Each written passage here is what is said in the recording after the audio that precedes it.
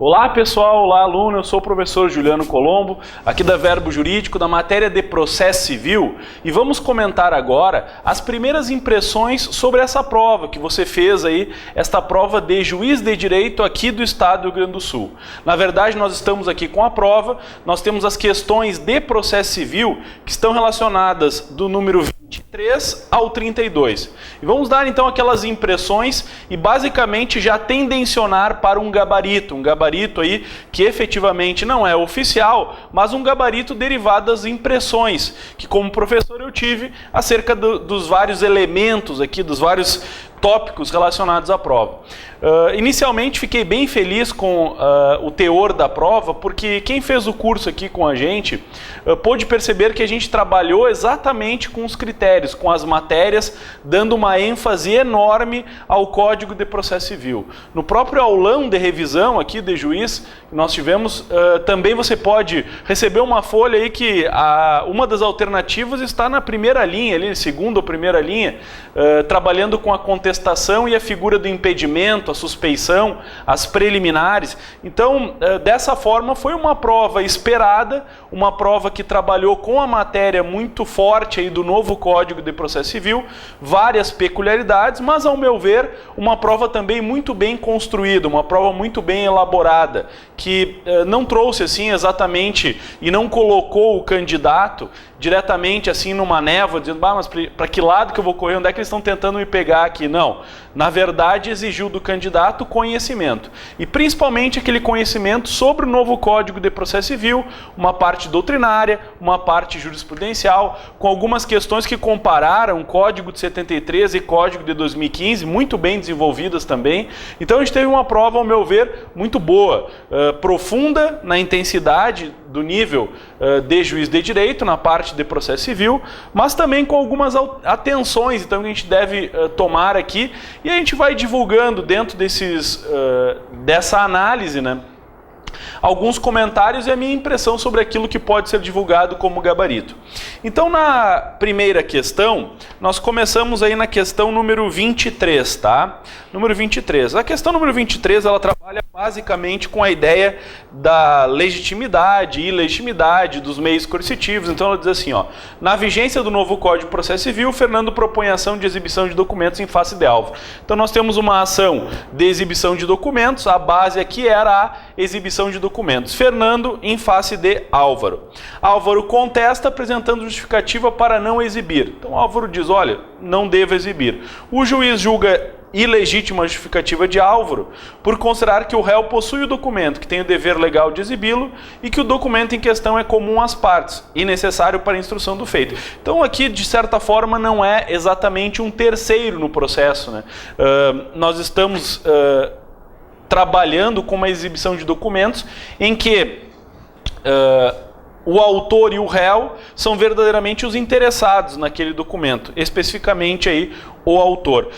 Isso remete para análise, a gente encontraria essa resposta, essa questão, lá no artigo 400, né? Na verdade, a exibição de documento ou coisa começa no 396. Aí nós temos uma incidência do artigo 400, 404, o 381 também relacionado aqui da produção antecipada de prova. Então, na próxima questão, né, trabalhando diretamente com aquela ideia de prova, produção antecipada, exibição de documento. Essa foi a parte inicial da tua prova, né?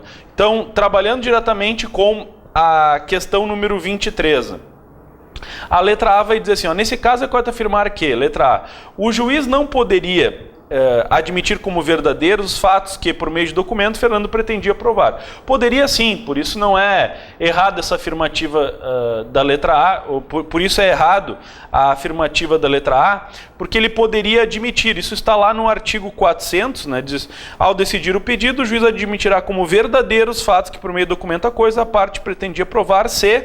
Inciso 2, a recusa for ilegítima. Então aqui a letra A resta afastada.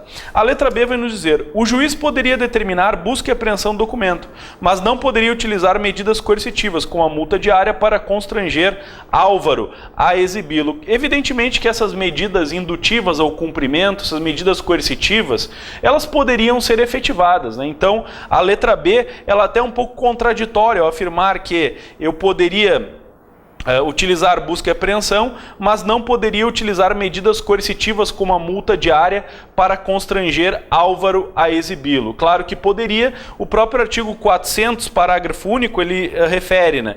Sendo necessário, o juiz poderá adotar medidas indutivas, coercitivas, mandamentais ou subrogatórias para que o documento seja exibido. Isso, de certa forma, derruba o entendimento até simulado do STJ sobre a exibição de documento, né? Então, em tese, o artigo 400, no seu parágrafo único, ele permite, por exemplo, busca e apreensão, mas permite também aquelas medidas coercitivas indiretas, como é o caso da multa. Então, a letra B, ao meu ver, afastada. Letra C, o juiz poderia adotar medidas como multa diária, busca e apreensão e restrição ao exercício de direitos, para fazer com que o documento seja levado a juízo. De certa forma, pela análise do artigo 400, essa ficaria como a verdadeira. Ao meu ver, portanto, na questão 23, Canadá, a resposta correta. Claro que há algum critério, alguma discussão, porque a letra C diz assim, ó, e restrição ao exercício de direitos, né? Que de certa forma não está no artigo 400, parágrafo único, literalmente, mas dá para entender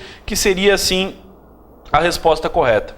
A letra D vai dizer que o juiz só poderia presumir a veracidade que não pudesse ser provados por outros meios de prova, como a pericial, testemunhal, ato notarial. Não é isso que o código nos refere. E a letra E, ela afirma que o juiz deveria ter determinado a exibição do documento, ainda que Álvaro tivesse comprovado a apresentação do documento violasse dever seu de honra. Na verdade, errado, né? Isso até resta estabelecido lá no artigo 404, inciso 2, né? Então, nessa questão 23, entendo aí que a resposta mais adequada seria a letra C, Canadá. A questão 24 trabalha com a produção antecipada de prova. A produção antecipada de prova que sofreu, nós falamos isso ao longo do curso, achei bem interessante, porque inclusive na revisão comentamos também, né, a figura da produção antecipada de provas, quer dizer, ela deixa de ser cautelar. Agora eu posso produzir uma prova para, por exemplo, buscar a autocomposição, eu posso produzir uma prova pelo risco, né, de perecimento daquela prova, também poderia, e eu posso produzir uma prova para visualizar se devo ou não mover aquela demanda. Essa é a nova sistemática da produção antecipada de provas. E também eu referia nas aulas, ela vale para todo o meio de prova. Isso eu frisei bastante ao longo do curso. Tenho certeza que quem acompanhou aí foi bem nessa questão, né? A letra A vai nos dizer o seguinte, ó. Então ela conta a história, né, que Gabriel propôs ação de reprodução antecipada de prova pericial, né, em face da construtora Macondo S.A. e alegando basicamente que preenche os requisitos. E caso a prova seja produzida, terá o condão de viabilizar a autocomposição das partes. Quer dizer, por aquela produção de prova e através da produção de prova ele poderia viabilizar a composição das partes, o acordo, portanto, entre as partes. Bem, nessa sistemática, a resposta que fica adequada aqui seria a resposta da letra D, Dinamarca, né? Por quê? Porque a letra D diz assim, ó, deverá ser deferida. E havendo caráter contencioso, deverá o juiz determinar, inclusive de ofício, a citação de interessados na produção de prova. Então, a letra D fica correta exatamente pelo artigo 382, parágrafo 1º. Dá uma olhadinha lá, 382, parágrafo 1º. Então, você afasta as outras alternativas que afirmavam de regra, tem que demonstrar o perigo para não perder a prova, só vale para um meio de prova, será prevento o juízo, não será prevento o juízo. Tudo isso está vinculado, e aqui para a gente tornar mais dinâmica esta correção, para você também não perder grande tempo, está lá no 381 e 382, dá uma procurada lá, mas a resposta adequada seria a da letra D, Dinamarca, assim entendo, né? Questão 25. A questão 25 ela trabalha com a ideia de cumprimento de obrigação de fazer cumulada com danos materiais, né? E aí, após a fase decisória, passa-se, portanto, né, a figura aí da análise própria do contraditório. Essa é a ideia básica aí da questão 25. Então ela diz o seguinte, ó, letra A, se após o contraditório prévio efetivo, o juiz absolutamente competente fixar na sentença a liquidação por procedimento comum para os danos materiais. Uma vez transitada em julgada a decisão, a forma de liquidação não poderá ser alterada por estar protegida pela coisa julgada. Bom, aqui nós temos a súmula 344 do STJ, o que transforma a letra A errada, súmula 344 do STJ. A letra B, ela trabalha com a relação jurídica de trato continuado. Estaria errado. Você encontra lá no 505, inciso 1, a fundamentação para o erro da letra B. A letra C diz assim, ó, que após o contraditório efetivo, o juiz absolutamente competente fixar na sentença técnica de multa diária. Uma vez transitada julgada, a técnica executiva não poderá ser alterada. E poderá, sim, pelo próprio 536, a ideia de cumprimento de sentença, a ideia de técnica de efetivação, de resultado prático equivalente, isso é inerente à própria satisfação e efetividade. Então a letra C, ao meu ver, também fora. A letra D nos diz assim, ó, se após o contraditório prévio efetivo, o juiz absolutamente competente decidir questão prejudicial de cuja solução dependa o mérito da causa. Uma vez transitada e julgada a decisão, não será possível a ovídio rediscutir tal questão em ação futura, por estar protegida pela coisa julgada. Está, sim, protegida pela coisa julgada. No caso concreto, basta você analisar o artigo 503, parágrafo 1º, inciso 1 do novo CPC. Justamente por quê? Porque ela depende do mérito da causa. Então, aqui, ao meu ver, ficamos com a letra D, Dinamarca, a resposta correta. A questão 25, na letra E, ela acaba dizendo que se tiver 40 salários mínimos, a motivação poderá ser feita de forma sucinta, dispensado o relatório. Isso, a dispensa de relatório, 40 salários mínimos, está vinculada à lei do JEC, né? Não guarda essa relação aqui diretamente com o que estamos trabalhando. Na questão de número 26, né? Questão de número 26, ela é um pouquinho extensa, ela trabalha aí com o Susan, né, que propõe a ação em face do Frederico para que ele se abstenha de produzir ilegalmente ruídos em excesso, né? Então aí o juiz despacha, concede a ordem de não fazer, fixa a multa de 5.000, né, e após a intimação ele... diz assim, cerca de 20 dias depois da intimação pessoal de Frederico, Susan verifica que ele está fazendo ingressar no pátio de sua residência potentes caixas de som e instrumentos musicais elétricos. Então está fazendo. Não produziu dano, não produziu o som, mas está entrando com caixas de som. Susan peticiona, juntando fotografias, vídeos e uma ata notarial que dão conta de tais fatos. E afirma que, caso o som seja produzido, sofrerá danos materiais na ordem de 5.000. Nesse contexto, é correto afirmar que... Aí, bom, nós estamos trabalhando na questão 26 com uma obrigação de não fazer. A letra A trabalha com a alteração da técnica executiva, que poderia ser feito, né? A letra B poderia ocorrer a alteração do valor da multa. 537 está lá nos dizendo isso. A letra C vai dizer assim, ó, o juiz poderá alterar a técnica executiva para outra mais contundente, mas não poderá utilizar a força policial. Bom, o próprio parágrafo 1º do 536 afirma a utilização da força policial. E a letra D, ao meu ver correta, ela diz assim, o juiz poderá alterar a técnica executiva para outra mais contundente, como determinar a busca e apreensão dos cabos de ligação dos equipamentos de som à rede elétrica. Poderia, como um resultado prático equivalente ao do adimplemento. Então, na letra D, ao meu ver, fundamento 536 e parágrafos, a resposta correta é Dinamarca. E a letra E trabalha com a oitiva do Ministério Público, nem trabalhou, nem identificou aqui o caso de intimação do Ministério Público. Então não temos essa dependência de primeiro ouvir o Ministério Público para então dar a tutela. Então, nesse caso, no artigo 26, na questão 26, ficamos com a letra D. Dinamarca, a resposta correta.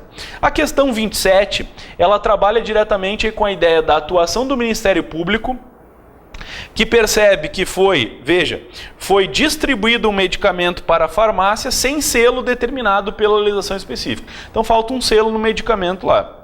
Veja que o medicamento ainda não foi comercializado, porque o próprio caput nos diz que ele vai ser comercializado no dia de amanhã. Então não foi comercializado. Então, embora, ao meu ver, o caput, ele não falou exatamente qual era o tipo de pedido que estava veiculado naquela antecipação de tutela, assim dada, né? Então, na ideia de, ao deferir a antecipação de tutela, e aí ficaria interessante vincular, já que estamos na vigência do novo código, como a questão diz, né? A ideia da tutela provisória, da urgência, da evidência, né? Muito mais do que uma antecipação de tutela, que está lá no artigo 273 do Código 73, mas, na verdade, falando aqui exatamente, tratando basicamente de gabarito, ao meu ver, nós estamos diante de uma tutela preventiva, que é muito claro, porque não ficou comprovado aí, ou não há ainda o dano, mas a tutela preventiva contra o ilícito, né? Essa seria aí na letra B, Brasil, a tutela preventiva contra o ilícito. Bom, a questão 28 trabalha aí com a audiência de conciliação ou mediação, que é a grande novidade. Quantas vezes nós falamos isso nas aulas, né? Então trabalhamos de um modo bem extensivo sobre essa audiência de conciliação e mediação, fixando todos os panoramas, quase todos nós trabalhamos aqui dentro da estrutura dessa questão. Bom, basicamente aqui nós temos a ideia da citação para comparecer a uma audiência de conciliação ou mediação. Aí a letra A vai nos dizer: a audiência de conciliação ou mediação prevista pelo novo código é idêntica em sua função e conteúdo à ausência de conciliação no procedimento sumário. Não trabalha exatamente com esse critério. Não preciso, por exemplo, apresentar aí a figura da contestação nessa audiência do novo código, né? A letra B afirma que ela é idêntica à audiência preliminar do Código de 73, já que ambas se destinam apenas à tentativa de resolução consensual. A do Código de 73 não é para isso, é para fixar pontos controvertidos da demanda também, né? As provas serem produzidas. Então a letra B está errada também. A letra C, assim como o Código de 73 dispunha em relação à audiência preliminar, o novo Código permite ao juiz dispensar a realização da audiência de conciliação quando as circunstâncias da causa evidenciem ser improvável a obtenção de transação. Improvável não. Por improbabilidade não, né? Seria quando o direito não admita a autocomposição. O direito indisponível. Agora, não que é improvável, eu acho, isso não é fundamento. Letra C, ao meu ver, também está errada. E a resposta correta seria a letra D, Dinamarca. De regra, no novo Código de Processo Civil, o saneamento e organização da causa, incluindo a delimitação consensual das questões de fato e de direito controvertidas, ocorrerão por meio de decisão judicial escrita, salvo quando a causa apresentar complexidade, que então o juiz marcará uma audiência, né, direta aí para resolver este elemento, exatamente como está, se você pesquisar, lá no 357, parágrafo 3º.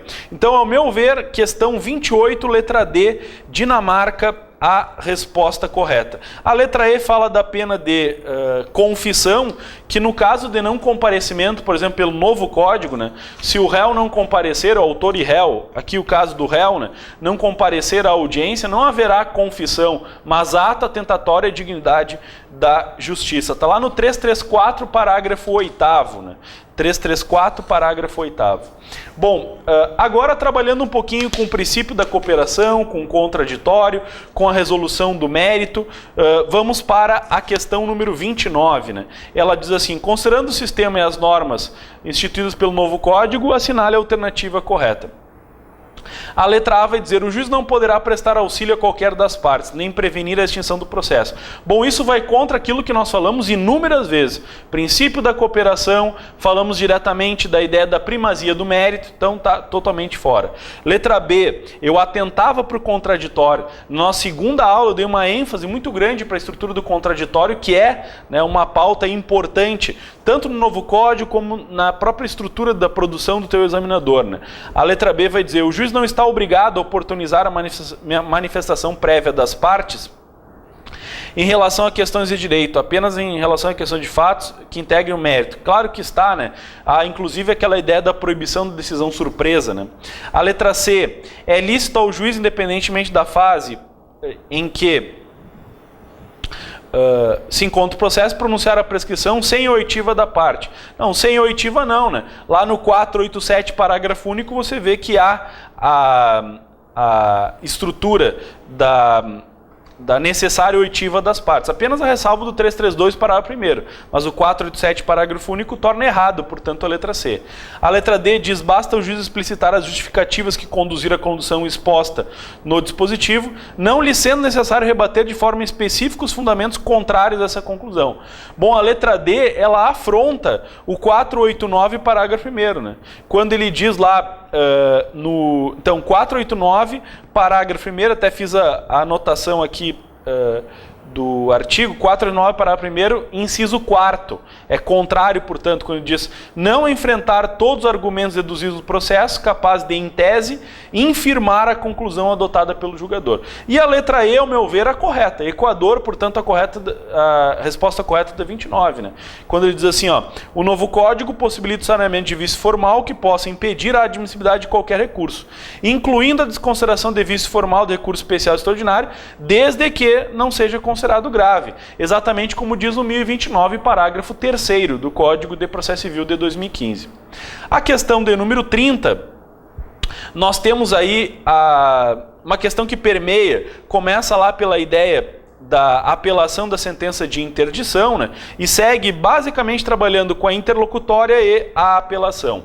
Bom, a letra A, ela está errada justamente porque ela afirma que no Código de 73 e no novo Código, diz assim, ó: no Código de 73, o recurso de apelação contra a sentença de interdição deveria ser recebida no duplo efeito.